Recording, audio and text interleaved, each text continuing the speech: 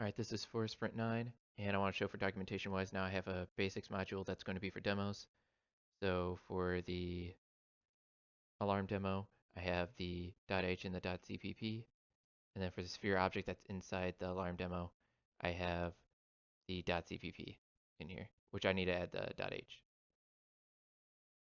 So I'm adding that stuff in there, and then I've also added updates. So besides on Perforce, to remind myself, I have, when I've been working on stuff, and for big updates, I write it in here. And then for the sprite, first I'm going to show the sprite off. So that's Stitch is the actual sprite class that I've made, and then the alien is the graphic sprite that just show that it's working correctly. So in the sprite demo, alien is the graphic sprite, and then for the sprite itself, I actually have a sprite factory that's inside the engine so the user doesn't have to worry about creating it. So when you want to remove it, you remove and recycle. So then the factory takes it, and whenever you make a new one, it'll use that old sprite. You just have to give it a new image, which will give it to the graphics object sprite, and you have to give the length and width.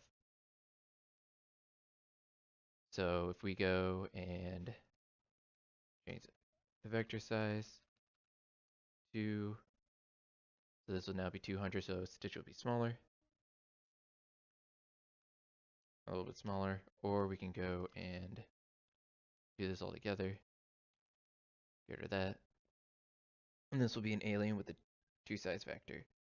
So then that alien is specifically 200 by 200. I have a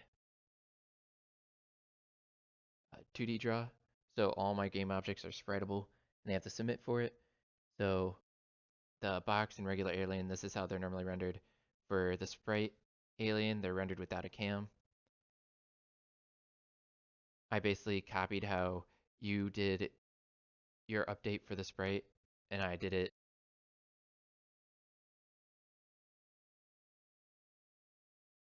I went and did it with the new class. So now I have a move that moves it every frame, and you can get the X position, get the Y position. You can set the position, so you can just set it instead of moving it by per frame.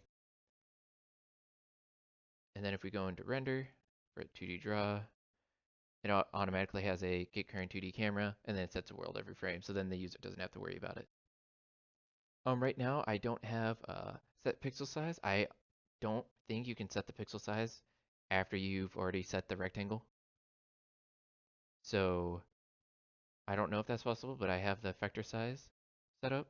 So if pixel size being used right now, I just have it asserted so I know I'm not going to use it, and I have to go back to it.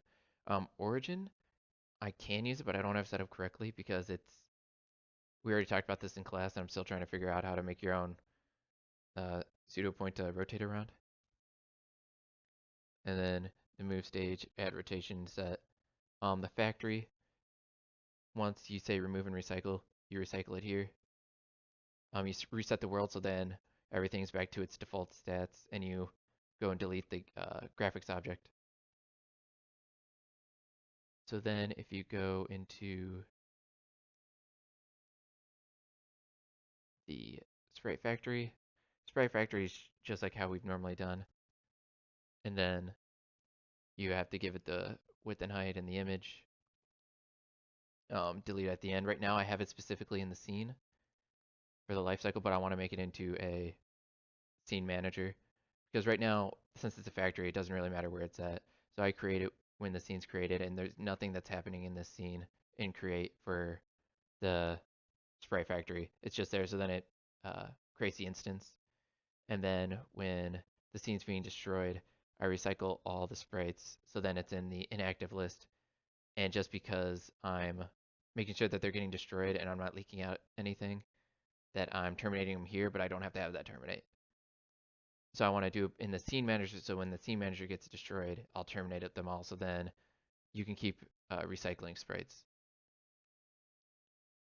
And then I have my image manager, which is exactly like all the other ones, except that it takes the texture and the size of the rectangle that you want. And then I also have the load default resources now. So these will be loaded in before the user resources.